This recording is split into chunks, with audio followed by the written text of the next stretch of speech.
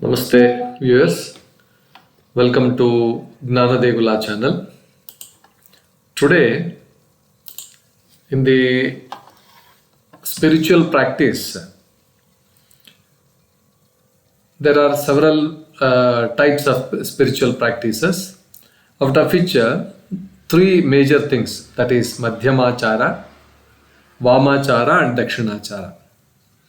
So we have seen what is Dakṣiṇācāra and Vāmācāra. We will go through this Madhyamācāra. Madhyamācāra is the middle path in spiritual practice. So now, before we go to the details, I request you to please like, share and then subscribe to my channel. The term Madhyama means middle path, middle. In the spiritual context refers to the middle path. So this is a balance between two extremes. The extremes are one considered as Dakṣiṇācāra, the other one considered as Vāmācāra, where the practices are in Dakṣiṇācāra it is very sattva guna, and Vāmācāra it is tamo guna, left hand practices. So these three gunas, sattva, rajas and tamo guna, worshipping the deity in the form of pureness, sattva guna is called as Dakṣiṇācāra.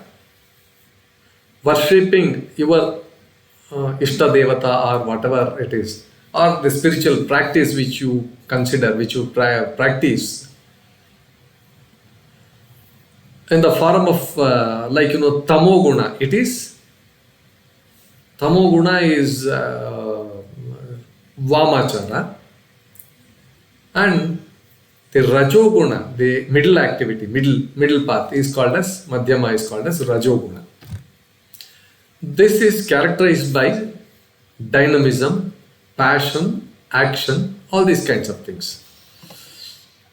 So now, if you look at the important practices, Madhyama, it says moderation, not the extreme rigid orthodoxy.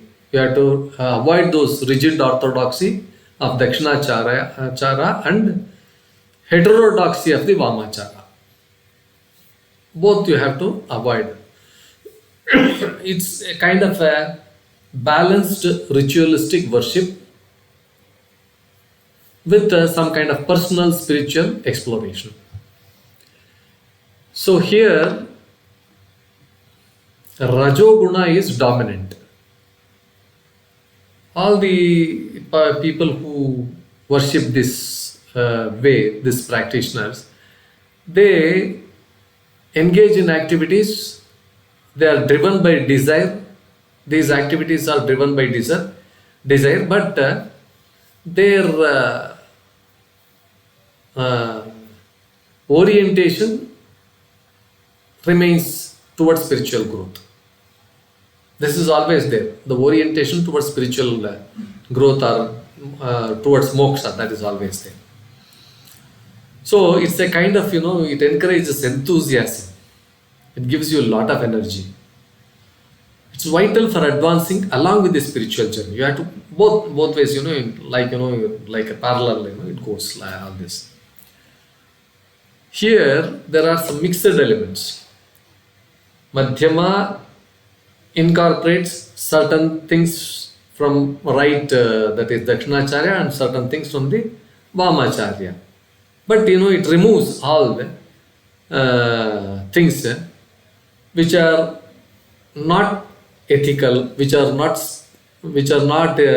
aligned with the spiritual practices, with a day-to-day this thing. It filters them to ensure ethical and spiritual alignment.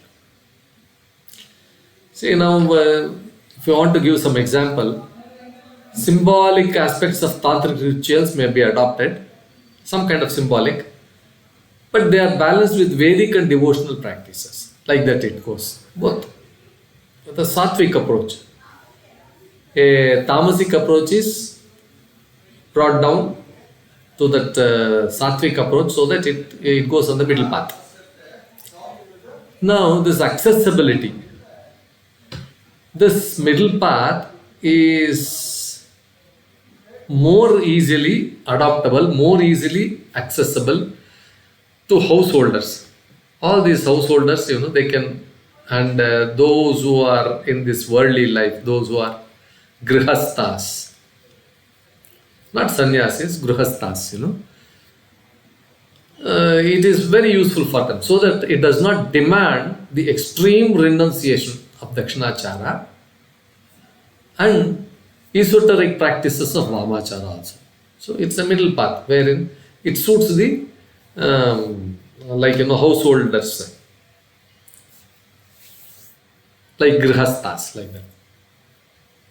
The spiritual goal, of course, the ultimate aim of Madhyama practices is some kind of a graduation from individual channeling the energy to rajas towards transcendence and achieving higher states of consciousness. This is always there. Some gradual refinement, gradual upliftment, like that. So, Madhyama reflects the principle of balance in Indian philosophy, akin to the middle way in Buddhism, which avoids extremes. Even Buddhism also, it avoids extremes. It signifies the journey of spiritual seekers who walk a practical yet disciplined path, emerging devotion, action and contemplation, all these kinds of things. Now, by combining both the dynamic nature of rajas with spiritual aspirations, Madhyama serves as a bridge between the material and the spiritual planes, spiritual realms. So it guides practitioners towards enlightenment with some kind of an equilibrium. So this is about Madhyama Acāra as against Vāmācāra and Dakṣiṇācāra. I hope the explanation was quite satisfactory. So with this explanation on Madhyama Acāra, we conclude this video. Please like, share and subscribe to our channel.